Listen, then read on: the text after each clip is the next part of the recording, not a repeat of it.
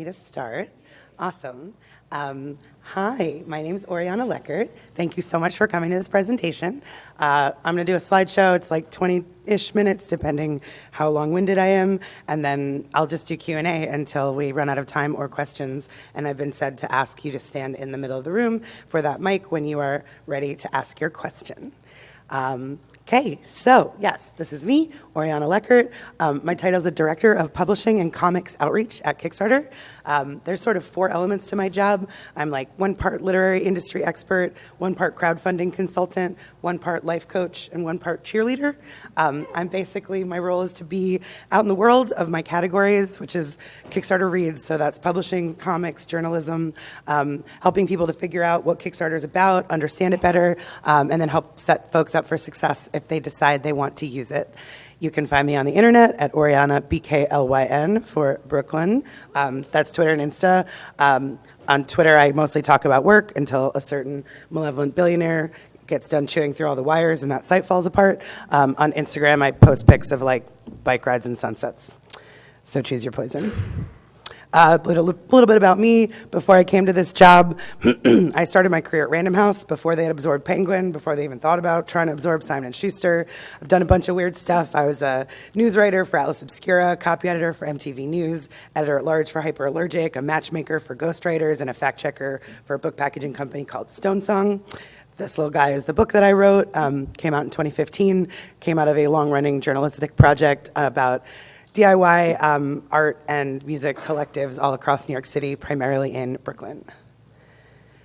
So I usually start by talking about what makes Kickstarter unique in the crowdfunding space. So Kickstarter's mission is to bring creative projects to life. That is our whole deal. That's the only thing that we care about, and everything on our site has to create something new to share with the world. We believe so deeply in this mission that Kickstarter reincorporated as a PBC, a public benefit corporation, I think in 2015. I didn't know what that was before I came to Kickstarter, but a public benefit corporation has to take into account their actions and its impact on all the world, not just chase profits. We cannot be coerced by shareholders, stockholders, to seek profits at the expense of our mission. So we're essentially a mission-driven for-profit company. Kickstarter was the first and is still one of the only crowdfunding platforms with an all-or-nothing funding model. So that means if you set out to raise $10,000, you only raise $4,000, you don't get any of those dollars. Some people think that that's scary, but it was actually designed to protect artists and creatives. Because if you've done your homework and you know that you need 10 grand to print this book, this many copies, this trim size, this page count, et cetera, plus all your associated rewards, and you come up with only half that money, now you've made a lot of promises that you can't really afford to fulfill. So we want to make sure that nobody is kind of tasked with bringing a project to life with an incomplete budget. Also, Kickstarter's fee is only 5%. We set that standard in the industry. Most other sites have started there and raised their rates. We have not. We are and will always be 5%. Also, our payment processor, Stripe, takes a 3 to 4% variable, which is based on like where all the bank accounts are. So if you're going to run a campaign, you should budget 10% for fees. You'll be more than covered. How are things going on Kickstarter Reads? Really, really well. Since Kickstarter's inception, there have been 88,000 projects launched, $518 million pledged from 3.8 million individual backers. Some other stats about Kickstarter publishing. 2021 was the 3rd best year ever in a row. Looks like this year will hold steady as the 4th. We've seen huge growth in genre, particularly sci-fi fantasy, which has always been strong, and romance, which is really going gangbusters right now. I didn't pull this stat, but I believe last year saw about $300,000 pledged to romance campaigns. This year we've already seen 1.5 million. Children's books are also really vibrant on the site, which is very lovely to see. The success rate for the category has steadily increased every year since 2015. In 2021, it was 54%, which I know that also sounds low. So this other metric that we tend to look at is projects with at least 25 backers. This weeds out the campaigns where people sort of like close their eyes and press launch and then like never tell anybody and never get more than $1 in backings. 25 backers, you're kind of getting beyond your mom and your best friend, the folks who are absolutely required to back anything you launch. So in publishing, the success rate for projects with at least 25 backers is 82%, which is more than double the site average. And our most successful subcategories, the last time I ran this report, were anthologies, zines, and art books. That's true, but our subcategories are limited. We don't have a subcategory, for example, for genre fiction, so you can't really compare all the things. Why would someone do this? What are the benefits of running a Kickstarter campaign for your literary work? Kickstarter is a platform designed for storytelling, and we really allow you to share the full story of your project, not just the plot of your book, although obviously you're going to want to share that. You can also talk about who you are, what brought you to this work, what inspires you, what contributors and collaborators you're working with, your timeline, your budget, your rewards. You can really relax and tell the whole story of everything that you're doing. Kickstarter is a platform designed to connect you directly with your readers. It's very different behavior. Like a person who's buying an ebook online is looking for the cheapest book so that they can take it home and read it and be done with it. Kickstarter backers are much more excited about supporting a person. They're joining you on a creative journey, and they're going to talk to you during and after the campaign. You can engage people. You can sort of do surveys and polls and things. You can say, do we want the red cover or the blue cover? Let's have a vote. Let's get people involved. People are going to comment on your campaign and say, I really wish you had this as a reward, or can you tell us more about that thing? It really deepens that connection with the people in your community and your audience. Many publishing campaigns are designed to sell pre-orders, which is awesome. You can also use the reward structure to sell through your backlist with individual and bundles of any sort of other titles that you have. Kickstarter is a great place to test out an ambitious idea. There's no penalty for a project that doesn't fund. You don't owe anybody any money. Nothing has changed. You've maybe lost some time. You've probably also learned a lot of lessons. So you can try something that you wouldn't be able to bring to life if you are having to fund it yourself. You can wait and see if there's enough interest and enough money to make these things come true. And Kickstarter really helps you to delight your ardent fans with something unique. Obviously, you're going to be giving them your books. You can also do individual consultations. You can share a 20-song playlist of songs that inspire you. You can do, things that pull out elements of your creative process, or make new things that are themed to the worlds that you work in. Share these with your supporters in a way that they're probably not going to be able to just buy in a web store. Some really important, long before you get started and launch your campaign, you're going to want to build your community. This is a corny line that I use all the time. Everybody thinks about the funding side of crowdfunding. Not everybody thinks about the crowd. That is specifically what you're doing with this kind of fundraising, is assembling your crowd. So you have to know before you start who's in it, where they are, how to reach them, what they want. So work hard at finding creators with common interests. That's both other writers writing in your genre or adjacent genres, readers who are interested in the kind of work you do, or who would be if they just knew about it. Figure out where they are, what they're doing, how to excite them. Share your work when you can. I come from partially a journalism background, so I'm very aware of the, why buy the cow when you can get the milk for free? But it is important to share some of your work so people know what it's like and how wonderful it is, and leave them wanting more. A really critical thing, especially now, collect email addresses and keep in touch. We are all learning this lesson the hard way, that if you're building an audience on Instagram, that audience is actually Instagram's. You don't get to keep it. So if you have an email capture and start a newsletter, those are folks who are opting in and wanting to hear from you. I've heard it said that 1,000 paying Substack subscribers is worth way more than 100,000 Twitter followers. You want people who are actively engaged and who will definitely see things that you share to them, rather than maybe coming across it while doom scrolling through a feed. So designing your campaign, this is just kind of a very high level. This seems obvious, but first you need to conceive what your project is. Are we funding one book, a box set, a cover redesign for a whole series, a deluxe leather-bound edition? Whatever it is, you need to have a complete understanding of what the borders are and be able to explain it succinctly. Think about someone coming to your campaign, looking at it on their phone. All they're going to see, title, subtitle, the project image, maybe the first sentence. You need to get everything across in that tiny little bit of copy, so that they'll click in and go down and read all the rest of the stuff and see all the rest of the things that you want to share. Working out your funding goal, incredibly important, again, especially on an all or nothing platform. The best way that I have described this is you want to make sure that your ambition matches your reach. So if you're an emerging author and you've got a small following, it's probably not the time to try to raise $100,000 for deluxe leather-bound editions. Figure out what is really likely, do a real hard analysis of who's in that audience, what percentage of them are likely to back you for what kinds of amounts of money, and let that guide the scope of the project that you decide to run. Kickstarter campaigns tend to favor having a project video.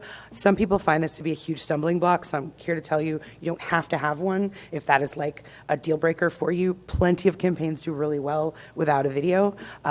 People do like to see it though. I think about it, I am a person actually, unless I'm watching and critiquing someone's Kickstarter video, I don't want my phone or my computer making noise and talking at me. I would much rather read words. My partner, he doesn't have the time for that. He wants everything in a video. So if you have a video, that's gonna like bring in the kinds of people who maybe aren't so stoked about like reading all the text. If you're gonna make a video, it's a great idea to sort of think about what other assets you can kind of capture at the same time, things that you can deploy during the campaign, whether that's you in a different shirt saying 50% funded or anything like this, or like maybe little GIFs and pieces that you can put on your website, on your socials ever after, so that you're not just kind of pooling all these resources for a thing that you're only going to use for a limited amount of time. Then you're going to design your project page. I touched on this a bit, but you have as much space as you want to tell as much of your story as you can.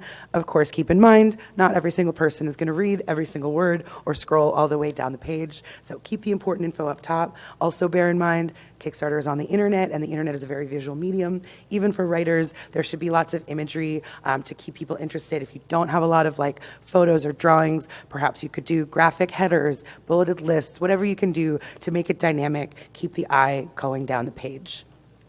Next, you're going to imagine creative rewards. To my mind, the rewards are like really central to the Kickstarter proposition. This is how, you're inviting people on this creative journey and you're giving them things as rewards for joining you.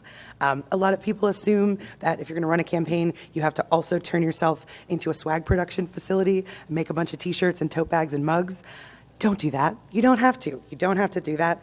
It's not really going to thrill your backers, and it's probably going to ruin your life. If you are a person who's really good at swag, aces, carry on. But don't, it's not great to like have this project finished. Now you've got this pile of money, you're ready to make these books, but first you have to figure out manufacturing and design for a bunch of merch. Don't do it if you don't want to. There's lots of other ways to think about rewards that are going to be way more exciting for your backers and way less likely to drive you crazy. We encourage a lot of digital rewards. Digital rewards are free to ship. That's obviously ebooks. You can also do, as I said, playlists. You could do a pretty PDF of like recommended reading if you like my work. I had another thought, it vanished, whatever. Oh, digital wallpaper of your book cover, that sort of thing. That's the sort of like lower end stuff. For higher end stuff, think about experience rewards. Maybe do a virtual book launch party, charge $10 for tickets. That costs you very little effort. Maybe you've got partner rewards. You've got other friends who can donate a couple of signed books or something that they make. Maybe you know someone who makes beautiful scarves and she could knit a few of them with like your characters. Charge a lot of money for those. Again, Kickstarter backers are way less price sensitive than your standard book buying public. So it's okay to sort of make sure that you're charging enough money to make it worth it to produce all this stuff. I've got some links at the end, including, we've got couple of roundups on our site of like 96 reward ideas you haven't thought of. Those are really useful. You should brainstorm things that will be really exciting for your backers and really not so hard for you to do. And then put together your promotional plans. So, I think actually I have a whole second slide about this. Yes, okay. Because, of course, now that's making your campaign. Now you got to tell everybody about your campaign. You got to get the word out. So how are we doing that? You're always going to start with your inner circle and build outward. Your inner circle, clearly your friends and family, but also those folks on your mailing list, the people who have already opted in and want to know what you're doing. Think before you launch about how many emails you're sending, how often, what you're saying in them. Pre-write a lot of these things if you can. It's going to make things a lot easier once the campaign is live. An email strategy, probably you're going to want to send emails at least once a week, maybe more often, whereas with socials, you're going to be posting all the time. I've often heard this compared to, if you work on a political campaign, you'll hear about 7 touches. Someone needs to hear your candidate's name 7 times. on a circular or on a billboard, in an email, et cetera, before they're going to really vote for them. So this is how to think about social strategy. The conversion rate is a lot lower than with direct emails, but all that work is just going to keep your name in people's minds and in their mouths, and eventually it will definitely lead to conversion. These are ways to reach the audience that you've already amassed. If you want to get beyond that, you're going to start thinking about signal boosters and amplifiers. This could be press, make a press list and a press release. Keep in mind, though, that X author runs Y Kickstarter campaign, not really newsworthy in itself. You're going to want to think about what your hook is, what makes this project unique, what makes your timing unique. There's definitely going to be something about what you're doing that could be interesting, so figure out what that looks like. Other kinds of amplifiers, go on someone's podcast or YouTube channel, have your friend who's got a book blog do an interview with you. Anything like this can be really helpful for getting the word out. And also think about other folks who have an audience, not necessarily influencers, although that's fine, but someone who's got an audience that's slightly different or adjacent to yours. Think about how you can symbiotically share that support. Do they have something to promote? You can cross-promote. Are there other folks running campaigns similar to yours where you can do backer swaps or like promote one another in your backer updates? There are lots of other ways to find folks with different audiences who might be willing to share what you're doing. And then just a word on paid marketing. What I hear anecdotally is that a sort of amateur or haphazard marketing strategy for digital ads of like, well, we'll just put $50 behind this Facebook post and hope that works out. Not super successful for books and comics type projects. There's also a lot of folks who will land in your inbox saying, we guarantee we will show your campaign to 100,000 confirmed backers. I'm not saying that they're lying to you, but outside of like this room and these walls, the people who care about crowdfunding tend to be looking for smart coolers, weird watches, tabletop board games. They're not super interested in like deluxe, beautiful, genre-based literary works. So those sorts of strategies tend to be quantity over quality, and again, not super effective. If you have the means, hiring a publicist or working with someone who actually understands the nuances of digital marketing is an excellent idea. Otherwise, do a lot of research and do some homework before you partner with anyone who's making you a lot of promises, especially if they're charging you money. Oh, wow, that's the end of my presentation. Here are some helpful links. I'll tell you what we've got here. The first link, that's the publishing category. My best advice before you run a campaign, go on the site, find 5 projects that you like and back them right now, even for $1 or $2, and then find and follow those creators out in the world. This will give you a sense of how people are structuring their projects, what kinds of rewards they're offering, and how many backers they have at each tier, the tone, the cadence of their updates, the type of social posts they're doing. Take everybody's best strategies and use them for yourself. That's everything I know. It's just from watching other people run campaigns. You can do that too. The second one is my publishing creator tips page. I curate this page and commission articles for it all the time. Russell Nolte, who's here, and I'm sure many of you know, wrote an article recently about budgeting for your Kickstarter campaign. This is where you'll find the rewards roundups. You'll find lots of videos of my face doing a presentation very similar to this. Lots of other good stuff on there. Our experts page, it's not always kept up to date. This is not my job, but it does exist. There's printers there. There's some various kinds of folks that at one point or another we have trusted. Our creator handbook, that's going to take you through every step of your publishing process. And then, please do find and follow us if you are on Twitter at Kickstarter Reads. That's READ. There weren't enough characters for the S. We promote projects every day. We share press. We talk about industry stuff, etc. Yep. And here's me again. Okay, 26 minutes. I forget. I don't know. We're probably halfway done. Ask me some questions. Please go line up. If you can't physically get there, you can raise your hand and we'll work that out.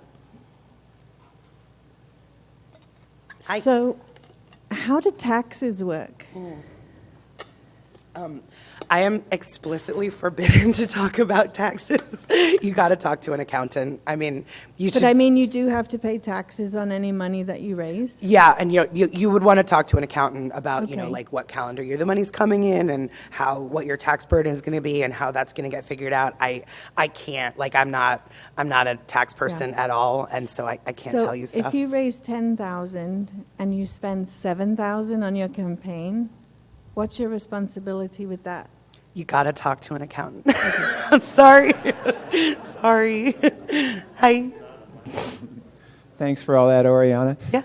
quick question, and I know people have different opinions about this, but yesterday we were talking about running a pre-launch, right, a pre-order on Amazon at the same time, well, before you start the Kickstarter. So what's your philosophy in terms of focusing on your promotion and advertising between the two?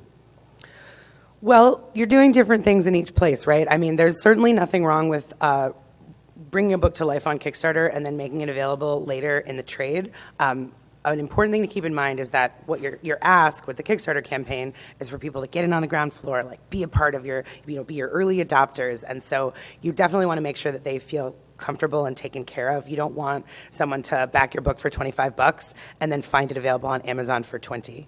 Right. So make sure that what you're doing on Kickstarter is or feels really unique. If you can do that, give it a different cover, add a super extra short story at the back, throw a bunch of extras in the box, etc. Is that what you're asking, or Not exactly, no. Okay. And I'm totally with you on that, what Cool, you just cool. said. But I'm saying, like for example, for promoting to, like we have a really big email list and lots of social media followers. So would you promote them both at the same time? Would you do them separate? You certainly launches? could. I mean, a lot of this is going to depend on who's in your audience and like, can they hold two thoughts in their head at once, and sort of what Right. do they want. I would say there's nothing wrong with doing that if you just understand how you're messaging both, and keep in mind that like you are kind of splitting your audience. If you're driving Exactly. them to two different places at the Exactly. same time, you might wind up cannibalizing some of one or Exactly. the other. And when Kickstarter is all or nothing, it might be important to sort of like shovel everybody over there until the campaign is over, and then use your backer updates and your various future communications. Right. And to then let just people have the know. Amazon pre-order running in case they go, Yeah. oh, I'll see if this is on Amazon. And you Well, can, you can think about if all the timing and such works out, launching, like making the book available for sale around the same time that the backers that you're fulfilling your Kickstarter rewards, because Right. your backers are going to be very excited when they get their beautiful packages and they're doing their unboxings on TikTok and all of this. And so that can be another promotional push for your book on Amazon. Got it. Thank you. Yeah. Hi. Hi.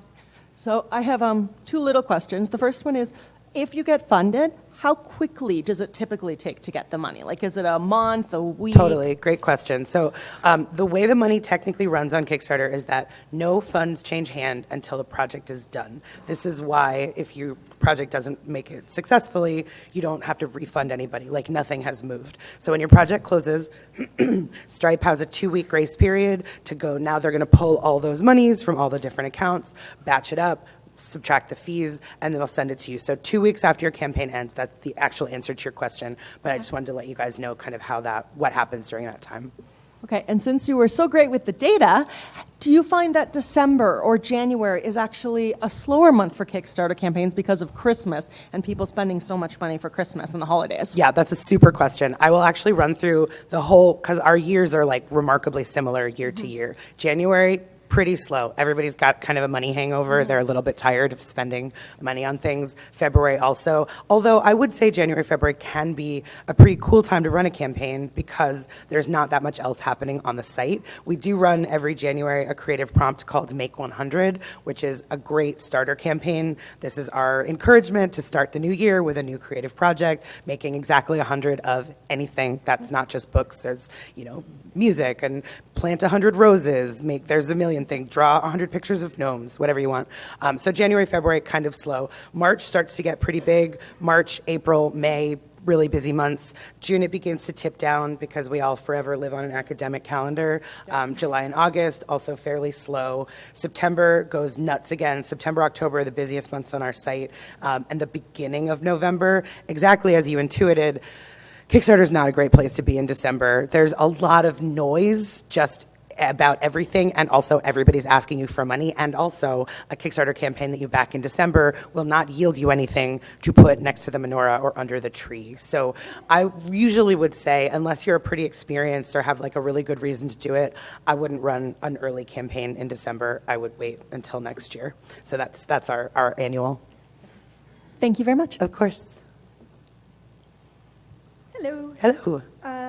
In terms of Kickstarter's punishment of people who do not fund or who cancel, Could you just talk a little bit about whether there's any sort of ongoing reputation, because everything continues to live on the site? Oh, that's fair. I mean, Kickstarter does not punish. There is no, you're not like, lowered in the algorithm or like given it. I mean, we really think a failed Kickstarter campaign is a dodged bullet. As I said, like now you don't have to like, clearly whatever you had like conceived with that campaign didn't quite hit. So that gives you the opportunity to figure out what didn't work and do it better the next time. You are right that those campaigns do live forever.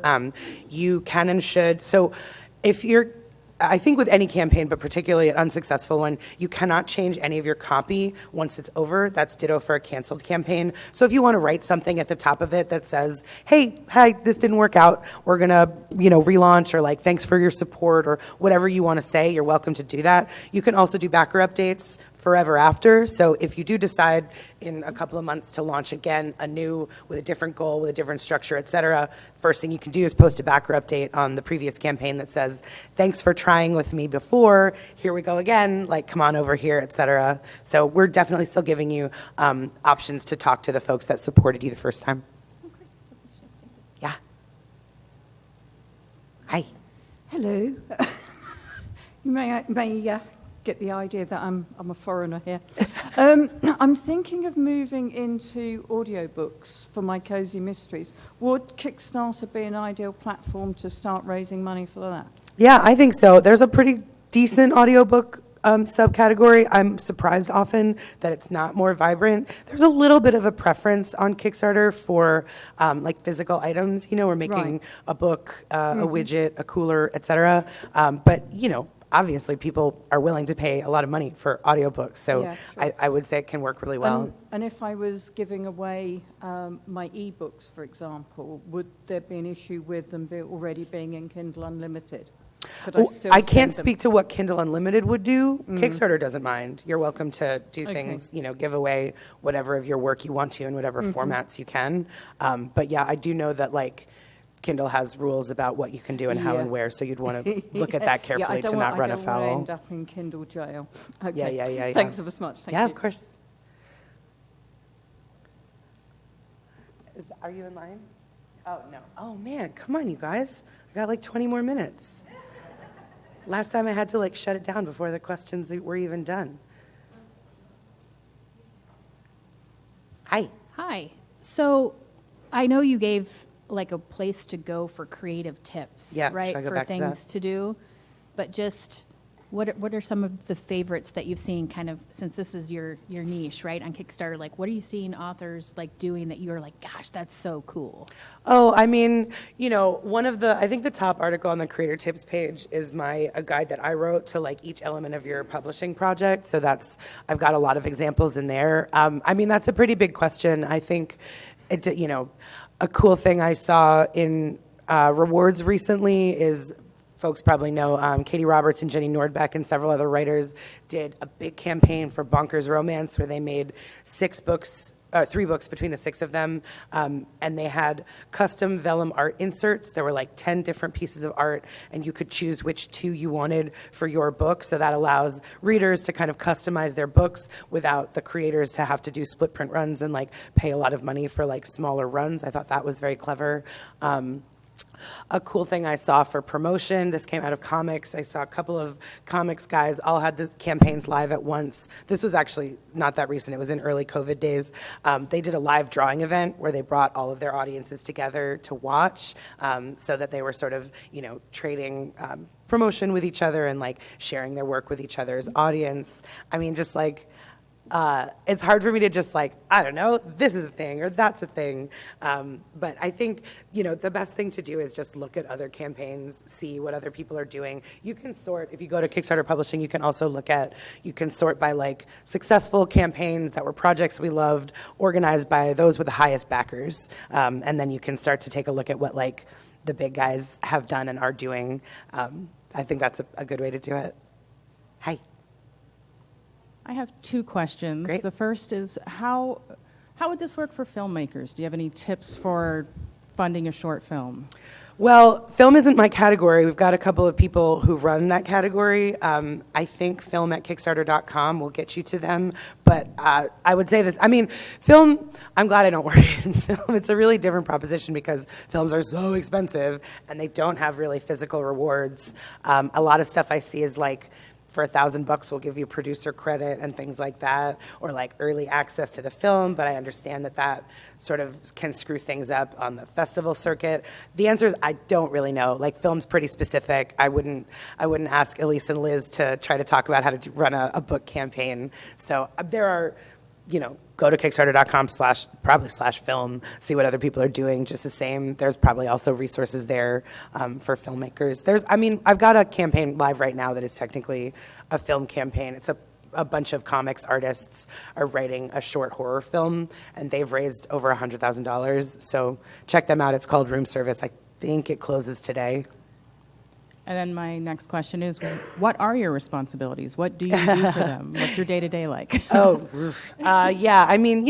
My job is to help people figure out if Kickstarter makes sense for them, help set them up for success. I do a lot of things like this. I've made my travel schedule for next year, which is wildly ambitious, and I'm very tired even looking at it. I go to, I'll be at Comic-Cons. I might go to Edinburgh Fringe. I think this year I did a big push in romance. Next year I'm looking at a push into manga, so I might get to go to Japan. I coordinate educational resources. I talk to creators who find their ways to me. I get to advocate internally for the projects that I think are the best and, suggest to our editorial team which ought to go in our newsletters and social pushes. I curate the Kickstarter Reads, the Twitter. I do a Kickstarter Reads newsletter.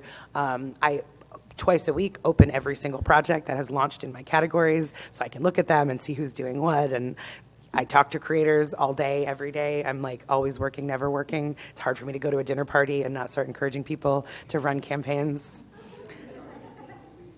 Yes, I do. I will, of course, absolutely. Do I know what is? Yeah, that was like a handful of women. Yes. Yeah, totally. Cool. What do you got? In regards to the terms and conditions, if backers are making comments about how to make suggestions or things that they'd like to see in the manuscript or in the novel or on the cover, is there any concerns, or is this issue addressed on any claims by backers that they might be able to have part ownership, or kind of like how a songwriter talks to the fans or something like that, and then all of a sudden one of their fans laying these claims that they should get part of the songwriter credit and royalties? It's not something I've heard about. We do have a really strong trust and safety team who's, looking at all that stuff and trying to make sure people are protected. I'm not sure what you would do about that. I guess you could write to our help center. The Fast Track Help Center email is pwlsupport@kickstarter.com, and you could ask them, or you could flag it to them if you're having a specific issue along those lines. But I've been there 4 years. That's not something I've ever heard of, so I don't know how regularly it happens. Gotcha. Is it possible when you launch a campaign to have a segment in the campaign that has followers / backers agree to like the author's terms of service? I'm not sure how you would do that. I guess I'm not sure I quite understand the scenario that you're trying to protect against. Well, in regards to like creative material that the author creates, and then interaction with things, whether it's in person or in a chat or in electronic correspondence, there could be a means where somebody would want to say, hey, I helped you with that idea, I should obtain some type of financial benefit from that. So if there was a mechanism inside a campaign that basically said that,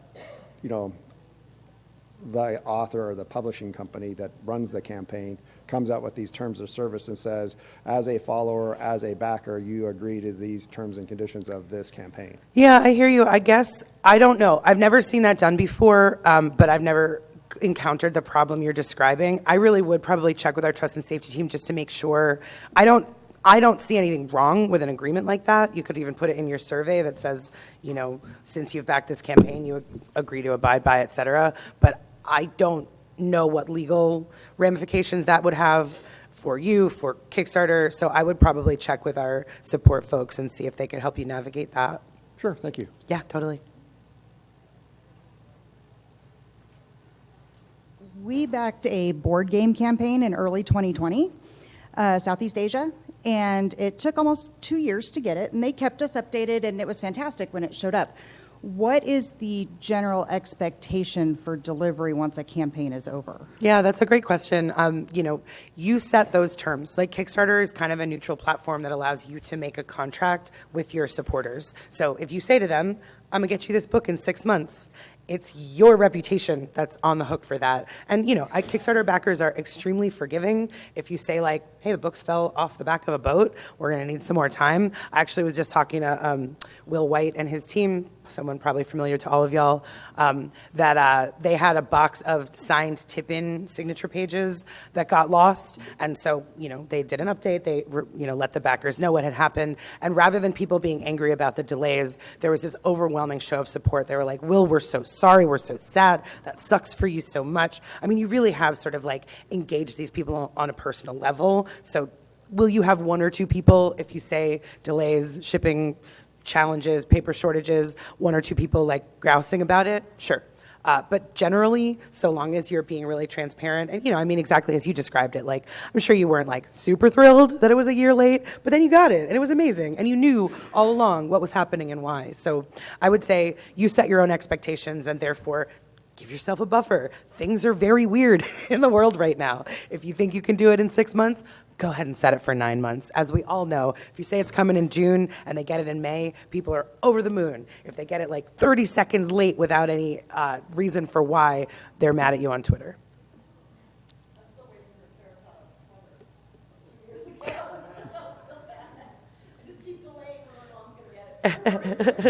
It'll be such a beautiful surprise when she does.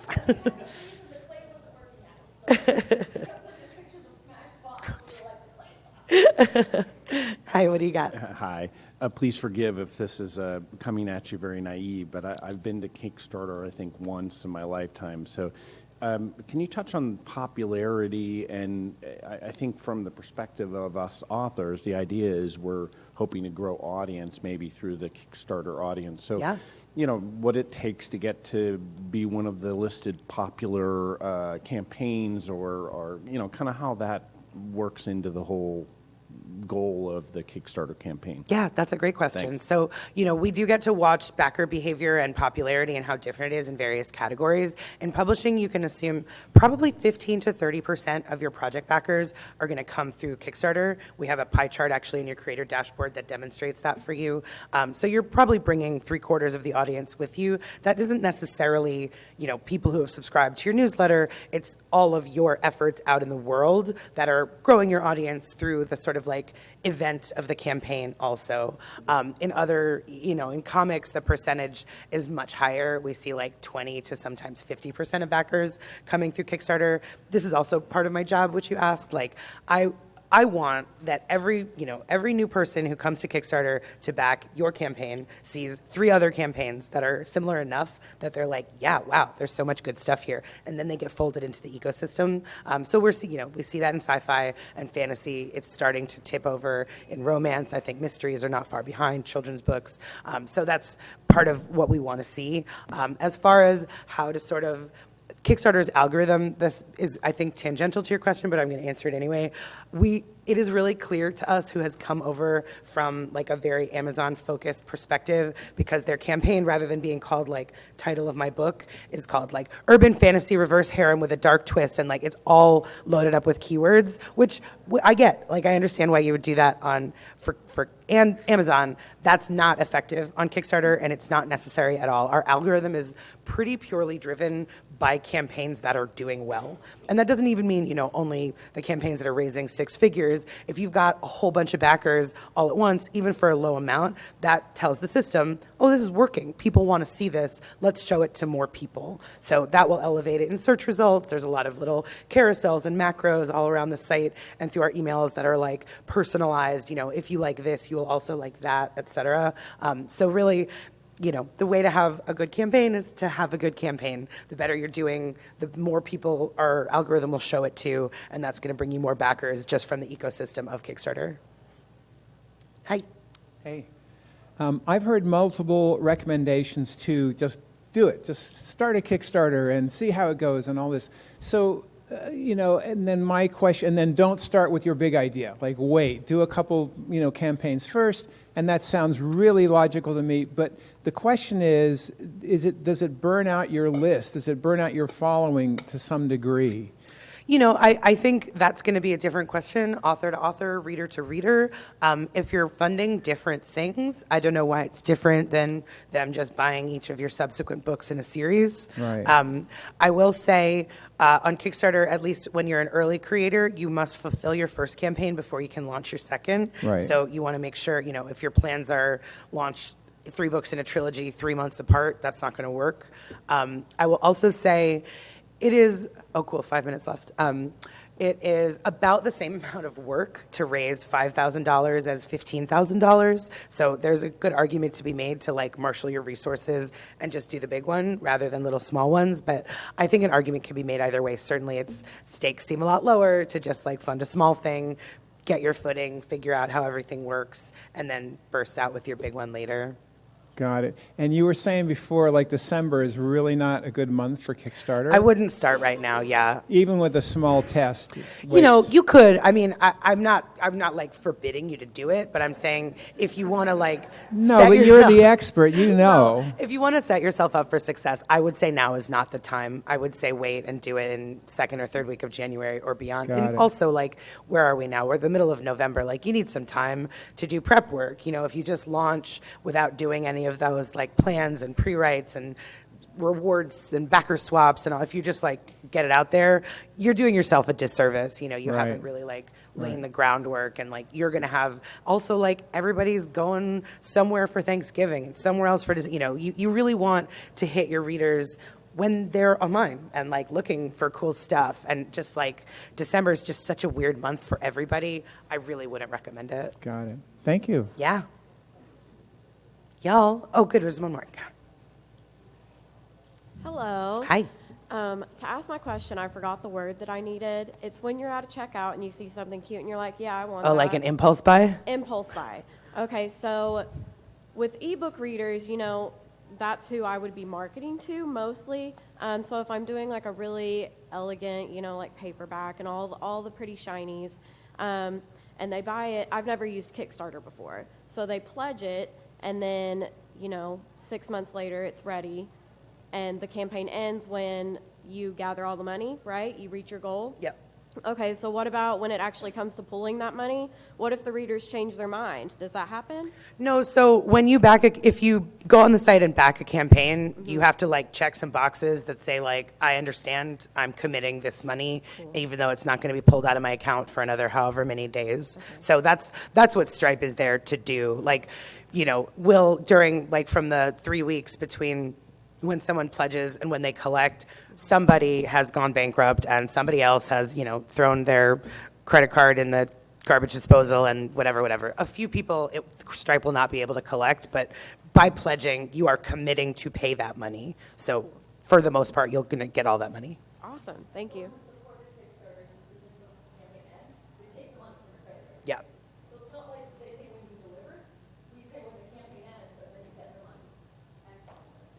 Yeah. Thank you. Thank you.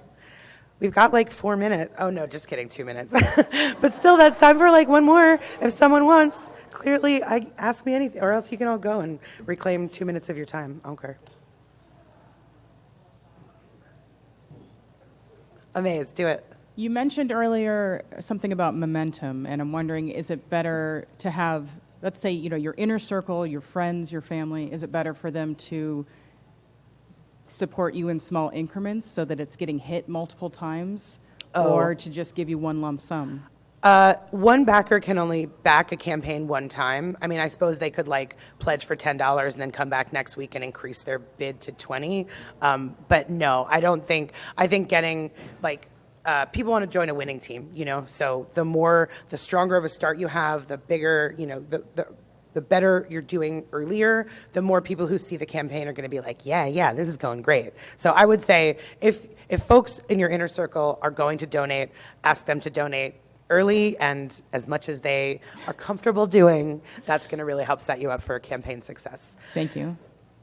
Okay. Oh, all right. Go ahead. Quick. Excuse me, one quick one. So it seemed like there's a benefit to maybe having some really small, easy entry rewards. Yeah, totally. Do a $1 so if you're, reward you know, tier. It's like $1 or something. Yeah, that's folks so, who are paying $1 to be on your mailing list. And then your algorithms sound like they're going to be some rewarding to that because you're seeing a lot of activity perhaps for that campaign. Yeah, keep the barrier to entry very low. Got Get them all to come in, get them on your mailing list, put them into your ecosystem. 20 seconds left.